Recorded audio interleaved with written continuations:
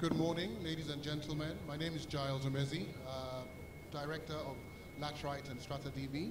We're the project lead consultants leading on the reform happening at Technical College Benin. The governor has designed a program to rehabilitate the college, but also take that reform across the state to improve skills delivery. And we're honored to be part of it. Thank you. Good afternoon, everybody. My name is Ohirai Mokwede, a Learning and Development Officer and a primary school teacher. One of the roles of a Learning and Development Officer is to train, mentor, and support teachers in school. We also give school coaching to teachers that are struggling in school. Thank you very much. Thank you so much, our panelists, for introducing yourselves, and a very welcome to everyone. So let's start with basic education. There's a quote that I love, and it's for the 21st century. Thank you.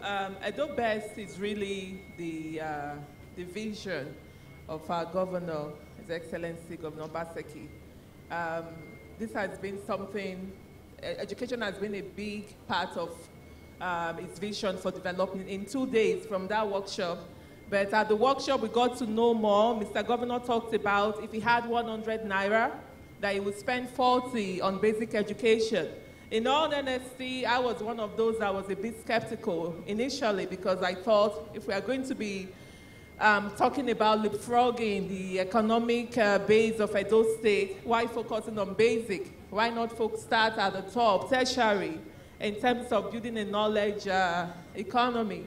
But Mr. Governor explained very well, clearly to everybody, that basic education is the foundation. And he often talks about his own experience attending public school, primary school in Edo State, that in that era, not too long ago, that regardless of socioeconomic status, every child received the same quality education. Every child went to the same public primary school.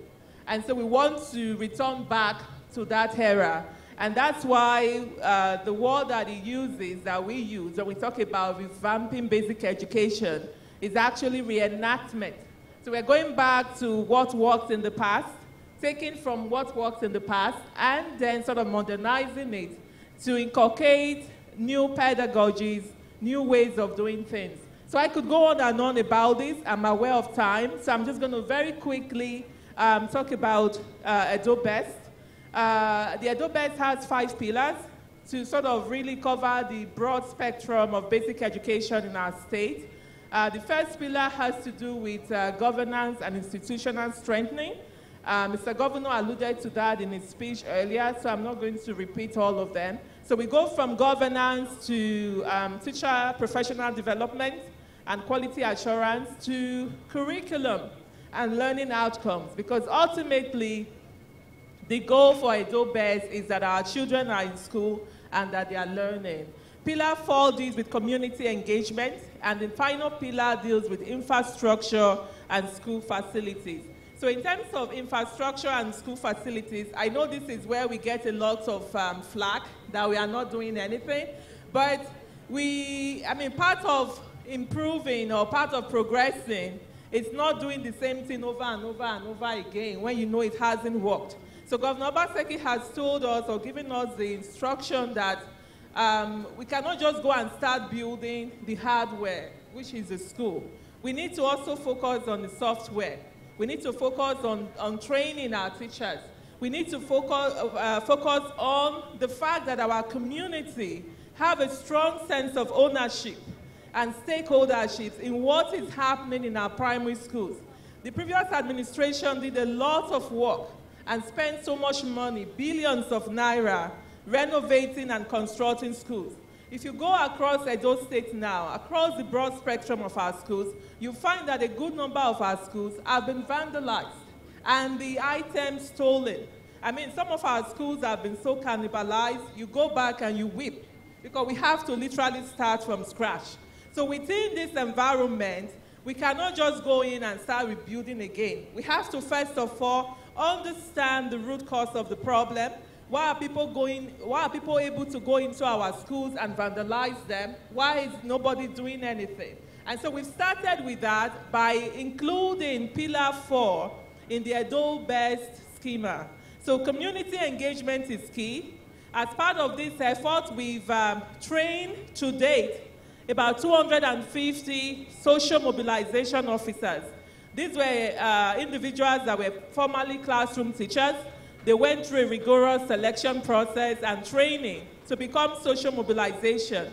And as the social mobilization officers, since September, they've been going across all our communities in Edo State, including the hard-to-reach communities, sensitizing our community members in terms of what government is trying to do, what Edo Best is about, and their role in ensuring the academic success of the pupils.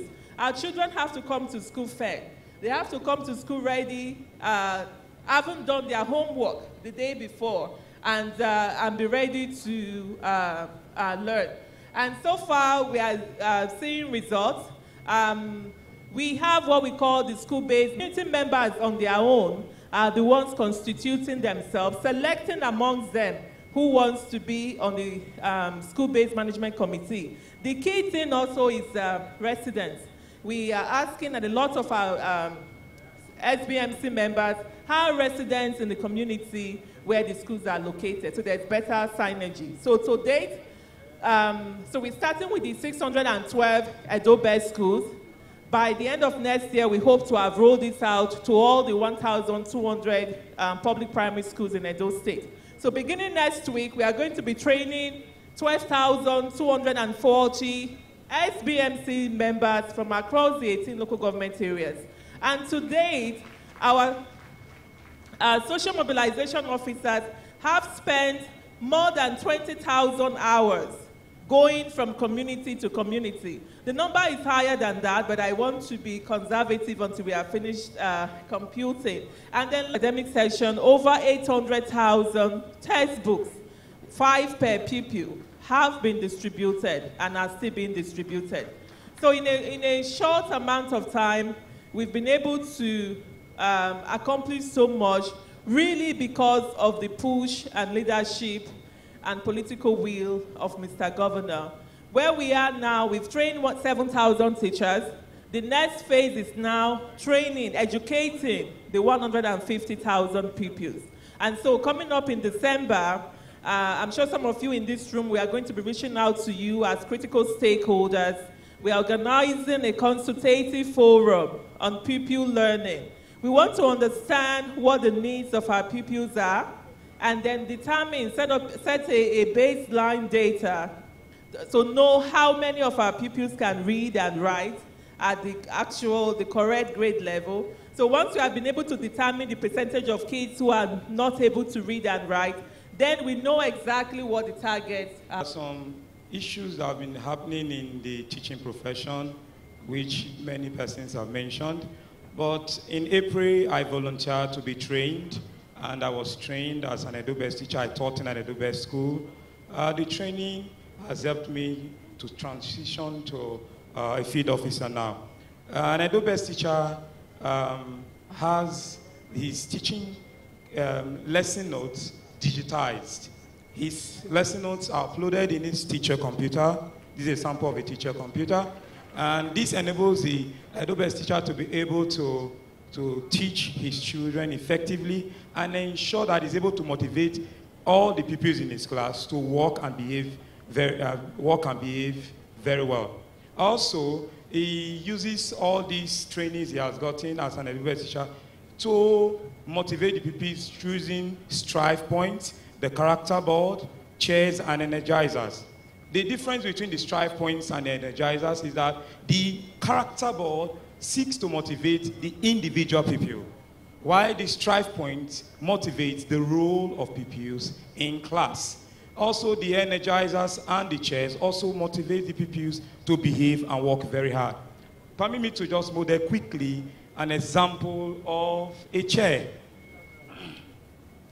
I'm going to model a chair, eyes on me. You say eyes on the speaker. Eyes on me? Correct. Now I'm going to model a chair, which is a superhero chair. At my signal, I'm going to model the chair. March, I march like an ant. 1, 2, 3, I clap my hands. State, and what Edo State really should be looking at doing, you know, from a global or international perspective in order to achieve the goals that it has set for itself. So because of the use of technology and data, suddenly it can become transparent to know what is happening in a classroom. What support do teachers need? Which students are struggling with which concept areas? And what resources are available to help them? And then to connect teachers and their support officers to the right resources to help those students at the moment that it's needed. So to have a data-driven approach, a scientifically based approach to education is made possible because of technology. And marrying that technology with appropriate training so that all teachers across the state have access to that knowledge, access to those tools and resources, and then that goes down into the pupils' hands so that they are being taught with the most modern approaches to pedagogy. And so, you know, I'm thrilled that this type of approach is being led and transformed by Governor Obaseki and the team, and we're already starting to see the results of it in the Edo Best program. We're seeing students learning at an accelerated rate because of it. Over the first few months of the program, we've seen the results such that 3/4 of a year's worth of instruction has been accelerated in just a few months. Teachers are using modern approaches and positive behavior management because of it. A dramatic decline in corporal punishment, increased feedback for students and student learning. So all of this is made possible and undergirded by a technology in the hands of trained and motivated teachers and a supporting ecosystem, which there is here in Edo. So it's amazing to see what's possible in a short amount of time when technology is applied correctly in a conducive setting.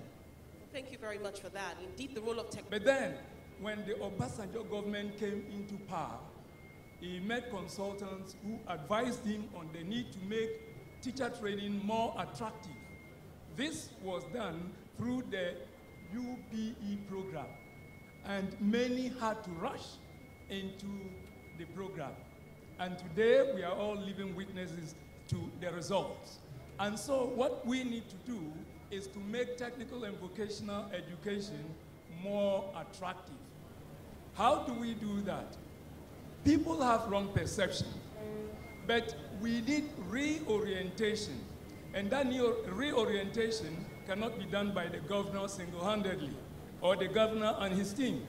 Critical stakeholders must be brought on board, particularly the mass media. What is the partnership between the government and the mass media in the promotion of technical and vocational education? If we all agree that this is one essential ingredient for growth, and people don't have the right perception about it, then it has become imperative for the media to key in. Through the production of footages, through the production of short documentaries, and also through result-driven jingles. That is what we call subliminal seduction.